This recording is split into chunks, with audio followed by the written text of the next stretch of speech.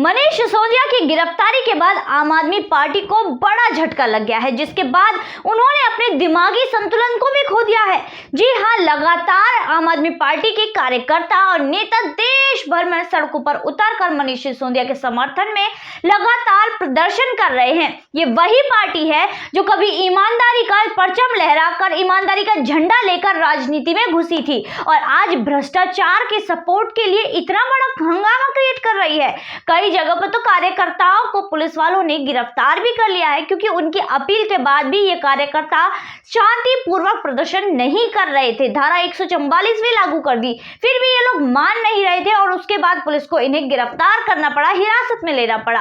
अब यहाँ पर लगातार ये चीजें निकलकर सामने आ रही है कि मनीष सिसोदिया, जो कि एक बहुत बड़ा घोटालेबाज है, और उसके समर्थन में उन्हीं की पार्टी के ये लोग उतर रहे हैं। वही केजरीवाल की बात करें, केजरीवाल ने कई बार ऐसे, शीला दीक्षित के बारे में केजरीवाल के पास क्या सबूत था भाई, कि जो उन्होंने कह दिया कि शीला दीक्षित जेल जाएंगी। तो वहीं 2GS स्पेक्ट्रम घोटाले और कोल स्कैम के बाद जो कैग की रिपोर्ट आई थी, उनके बाद भी यहाँ पर केजरीवाल ने सभी कांग्रेस के नेताओं के पोस्टर जारी कर दिए थे। उन्हें बोलना शुरू कर दिया था कि भैया कांग्रेस पार्टी तो भ्रष्टों की पार्टी है।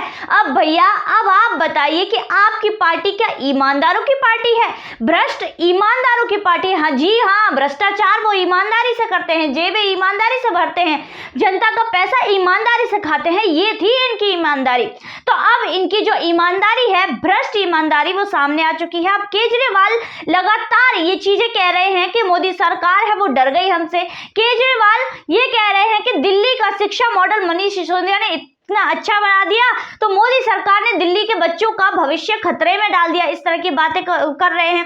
संजय सिंह, वो तो राज्यसभा में खड़े होकर ये चीज बोल चुके हैं कि मोदी सरकार हमसे डरती है, जिसका जवाब अमित शाह ने दिया था कि जो लोग नली गली के एकाध म्युनिसिपल के जो चुनाव है वो जीत जाते हैं, वो कहते हैं इन चीजों को, इतना बड़ा बोलते हैं, उनसे क्या बीजेपी डर जाएगी? इस तरह की जो चीजें हैं वो लगातार बोलते रहते हैं। ये लोग सोचते हैं कि हम तुम्हारी सेवा करें, तुम सत्ता में हो, तुम्हारा ख्याल रखें, तुम सत्ता में हो तो हमारा ख्याल रखो। इस तरह की बातें करते रहते हैं। तो केजरीवाल लगातार इस तरह के जो टॉन्ट है मोदी सरकार पर मार रहे हैं। लगातार कार्यकर्ता केजरीवाल के प्रदर्शन कर रहे हैं, भारी संख्या में प्रदर्शन कर रहे हैं। प्रदर्शन के रूप में ये सोच रहे हैं कि इस प्रदर्शन से हम अपने पूरे भ्रष्टाचार के कांड पे लिपापोती कर देंगे और ये कांड चुप बैठ जाएगा, ये कांड जो इन्होंने किया है वो शांत हो जाएगा, हम इतने सारा प्रदर्शन कर देंगे। तो भैया, ये मोदी सरकार है, ये कांडों से और प्रेशर से नहीं डरती। ये तुम्हारी तरह नहीं है लुंजपुंज सरकार, ये है मोदी सरकार। जो करना है, जो एजेंसियां इनके यहाँ पर काम करती है मोदी सरकार में, एजेंसियों को खुली छूट दी गई है कि जो तुम्हें भ्रष्ट दिखे तुम उसको पकड़ो, चाहे वो कोई नेता ही क्यों ना हो।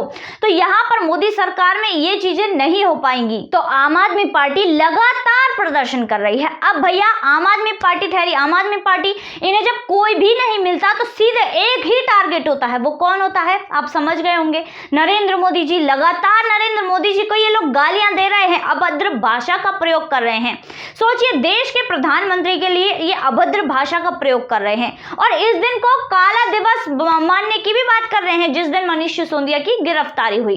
ये बढ़िया बात है। एक तो भ्रष्टाचार करो, फिर तुम पर कार्यवाही भी नहीं करे, एक तो चोरी, फिर सीधा चोरी। तो यहाँ पर ये जो सारे कार्यकर्ता हैं एकजुट होकर लगातार भारी प्रदर्शन कर रहे हैं, ना तो पुलिस की मान रहे हैं और देश में अराजकता और फैलाने की कोशिश कर रहे हैं। वहीं दूसरी तरफ आपको बता दूं, यहाँ पर जिस तरह सत्येंद्र जैन जेल में सड़ रहे हैं, उसी तरह अब मनीष सिसोदिया भी सड़ेंगे। वो भी एक रेपिस्ट से मसाज करा रहे थे। भैया, मनीष सिसोदिया ने सोचा कि मैं क्यों रह जाऊं, तो मनीष सिसोदिया भी अब वहां पहुंच गए हैं, अब खूब मसाज लीजिएगा। वहीं दूसरी तरफ एक और चीज आपके दिमाग में आ ही रही होगी कि केजरीवाल कहाँ है। केजरीवाल भैया बैठे हैं ट्विटर पर लगातार ट्वीट्स कर रहे हैं, वो सामने क्यों नहीं आ रहे? मनीष सिसोदिया तो जबकि सबसे ज्यादा खास है केजरीवाल के, फिर भी इसलिए नहीं आ रहे क्योंकि उन्हें अपने पुराने दिन याद आ गए, जब तिहाड़ जेल के आगे उन्होंने जो प्रदर्शन किया था। भैया, रातों रात माफी मांगनी पड़ गई थी, इसीलिए उन्होंने सोचा मेरा दूर रहना ठीक है। वो एक ऐसे नेता है जो अपने हाथ में कुछ नहीं लेते, ऐसे मुख्यमंत्री हैं कुछ नहीं लेते, सारे दोष दूसरों पे मढ़ देते हैं। यहाँ पर अब केजरीवाल जी के लिए यही कहा जाएगा कि भैया, केजरीवाल तो यही सोच रहे हैं कि अपना टाइम आएगा, केजरीवाल का भी टाइम आ गया है। केजरीवाल के घर भी सीबीआई पहुंच चुकी है और लगातार जांच कर रही है और सबूत भी मिल चुके हैं।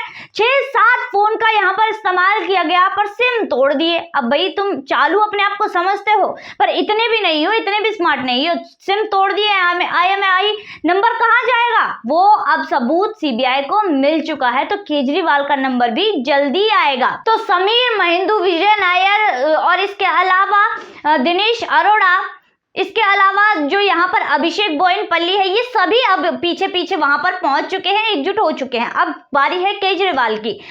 अभिषेक बोयनपल्ली ने भी तो ये भी कहा था कि जब सिसोदिया ने पहली बार उनसे मिले थे, तो उन्होंने विजय नायर और दिनेश अरोड़ा से उन्हें मिलाया था कि भैया इनके कहने पे होगा जो कह होगा।